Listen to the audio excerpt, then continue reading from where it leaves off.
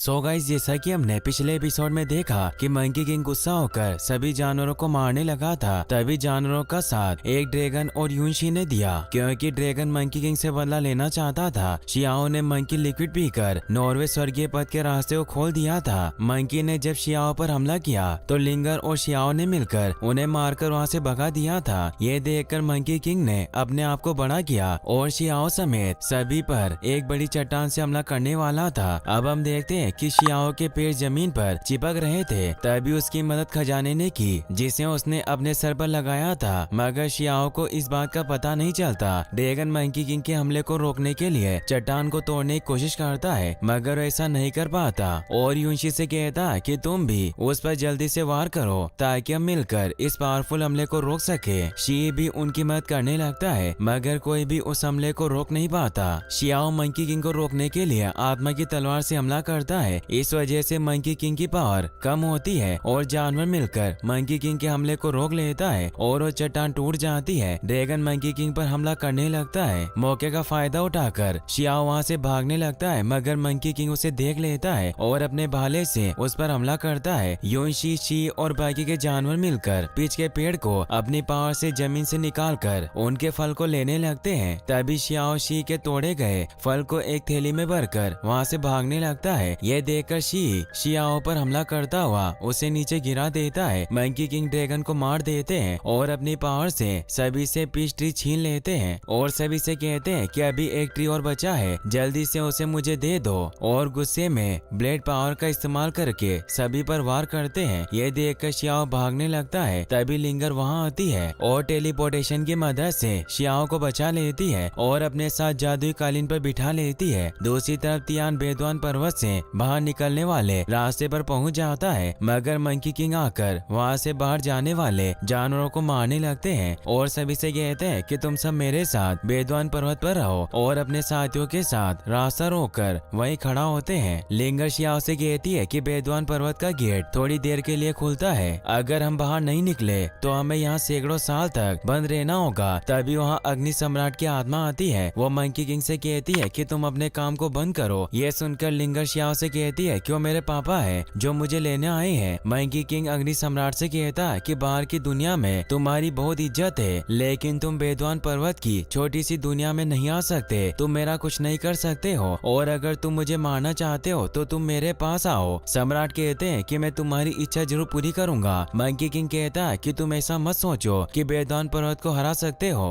तभी सम्राट की आत्मा बेदवान पर्वत में प्रवेश करती है, जिस वजह से मंकी दूर जाकर गिरते हैं। मंकी किंग अपने भाले को बड़ा करके सम्राट पर हमला करता है, मगर सम्राट उसे दूर फेंक देते हैं। यह देखकर सभी जानवर बातें करते हैं कि अग्नि सम्राट काफी पावरफुल है, अगर उनका असली शरीर यहाँ आ जाए तो और भी खतरनाक होगा। मंकी किंग अपने आप को और बड़ा करता है। तभी सम्राट अपने हाथ से मंकी किंग को दबा देते हैं। बेदवान पर्वत के कानून को ये पता चलता है तो मंकी किंग को बचाने के लिए और सम्राट को मारने के लिए एक चेन भेजते हैं। सभी सोचते हैं कि बेदवान पर्वत के खिलाफ जाना मुश्किल है, लेकिन सम्राट के लिए ये काम कोई बड़ा नहीं था और अपनी एक उंगली से चेन को वहाँ से वापस भेज देते हैं। ये देखकर मंकी किंग सम्राट से कहता है कि तुम थोड़ा इंतजार करो, जब मैं यहाँ से निकलूंगा तो तुमसे बदला जरूर लूंगा, और वहाँ से भाग जाता है। सम्राट भी वहाँ से चले जाते हैं। सभी जानवर भागकर बेदवान पर्वत से बाहर निकलते हैं। दूसरी तरफ पवेलियन मास्टर सोचते हैं कि अब तक सभी को बेदवान पर्वत से बाहर आ जाना चाहिए था। तभी शियाओ और तियान जियोंगफी के साथ वहाँ आते हैं। जियोंगफी शियाओ से पूछते हैं कि वहाँ हर पल कैसा रहा, तो शियाओ कहता है कि वहाँ सभी स्टूडेंट कुछ पाने के लिए अपनी जान को जोखिम में डालते हैं। पवेलियन मास्टर जियोंगफी से कहते हैं कि आप तियान को वहाँ ले जाओ जहाँ सभी शिक्षक है, वो सभी इसका बेसब्री से इंतजार कर रहे हैं। तियान और जियोंगफी वहाँ से चले जाते हैं। पवेलियन मास्टर शियाओ को अपने साथ ट्री गॉड के पास ले जाते हैं और उसे कहते हैं कि इनकी हालत रोज खराब होती जा रही है। हमने कई तरह के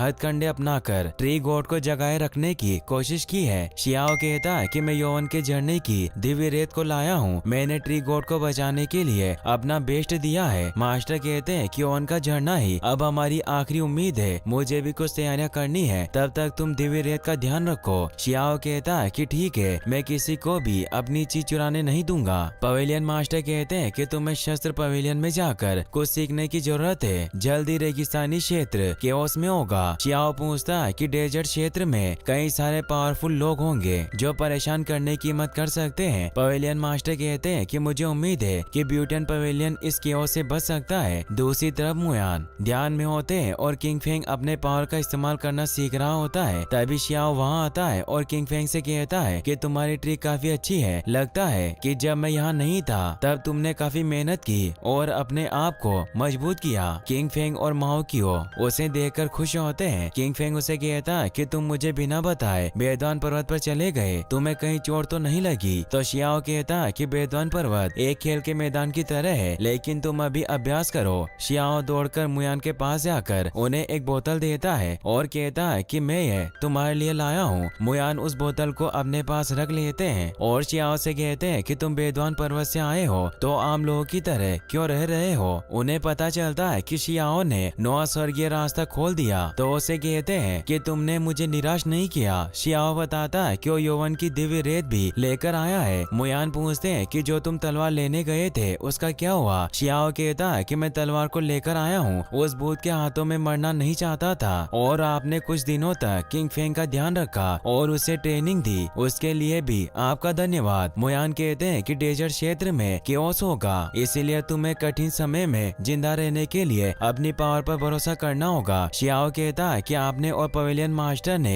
एक ही बात कही, आखिर कौन सी मुसीबत आने वाली है? क्या पवेलियन इस मुसीबत से नहीं निपट पाएगा? मुयान कहते हैं कि तुम्हें इस बारे में सोचने की जरूरत नहीं है, बस तुम पवेलियन मास्टर की बात मानो और शास्त्र पवेलियन में जाओ और सबसे मजबूत खजाने की तकनीक की तलाश करो। शियाओ शास्त्र पवेलियन जाता है और वहाँ रखे खजाने पर लिखी लेख को पढ़कर काफी परेशान होता है और बारी बारी से सभी कागजों को उठाकर देखता है, मगर वो मजबूत खजाने की ट्री को नहीं ढूंढ पाता और सोचता है कि मुझे कितने साल तक इसे ढूंढना होगा। तभी एक आदमी शियाओ से कहता है कि जल्दबाजी अच्छी बात नहीं है, तुम्हें घबराने की जरूरत नहीं है। यहाँ रखे शास्त्रों में एक या दो मजबूत ट्रिक हो सकती है जिसे ढूंढने के लिए तुम्हें अपने आप पर भरोसा रखना चाहिए। शियाओ सोचता है कि मुझे ध्यान लगाने की जरूरत है और वहीं बैठकर ध्यान लगाने लगता है। तभी उसे कई सारे जानवरों के खजाने की हड्डियां दिखाई देती है और शियाओ के पास दो बार ढूंढने लगते हैं और एक दूसरे के टकराने से गायब हो जाते हैं। शियाओ अपनी आंखें खोलता है और कागज को अपने पास बुलाता है जो कि golden Z wave rhyme trick थी। शियाओ सोचता है कि ट्रिक मेरे अंदर के खजाने वाली ईगल टेक्निक के साथ मिल सकती है, अगर मैं इन दोनों को मिला दूं तो ये पहले से ज्यादा मजबूत होगी। तभी वही आदमी शियाओ के पास आकर कहता है कि ये trick real giant eagle bone से सीखी गई है जिसे तुमने ढूंढा है। शस्त्र पवेलियन भी खजानों के तंत्रों को इकट्ठा करता था, लेकिन दुर्भाग्य से खजाने की हड्डियां स्पिरिचुअल पावर की तरह होती है, इसीलिए गायब हो जाती है। वही सभी गोड ट्री के पास इकट्ठा होते हैं। पवेलियन मास्टर कहते हैं कि प्राचीन काल से लेकर आज तक ट्री गॉड ने हमेशा आपदाओं से ब्यूटियन पवेलियन को बचाने में मदद की है, इसीलिए हम सब मिलकर ट्री गॉड की पावर को पुनर्जीवित करने के लिए दवाई बनाएंगे। तभी जियोंगफी ट्री गॉड के सामने ब्लू स्पीड लैंड मेडिसिन को रखते हैं। मुयान भी बिजली लिक्विड की कुछ बूंद वहाँ गिराते हैं। पवेलियन मास्टर शियाओ से यौवन के झरने की कुछ बूंद वहाँ गिराने को कहते हैं। शियाओ यौवन के झरने की रेत वहाँ गिराकर सोचता है कि मुझे आशा है कि ट्री गॉड आप यौवन के झरने की दिव्य रेत से जल्द ही ठीक हो जाएंगे। तभी अचानक वहाँ बारिश होने लगती है और ट्री गॉड में से तेज रोशनी निकलकर आसमान में जाती है और बादलों में से स्मॉल स्टार गिरने लगते हैं। यह देखकर पवेलियन मास्टर कहते हैं कि ट्री गॉड बच गए हैं, इसके साथ हमारा पवेलियन भी बच गया। तभी ट्री गॉड की जड़ें आसमान में जाती है और एक बर्ड को पकड़कर मार देती है। यह देखकर सभी लोग कहते हैं कि हमारा पवेलियन बच गया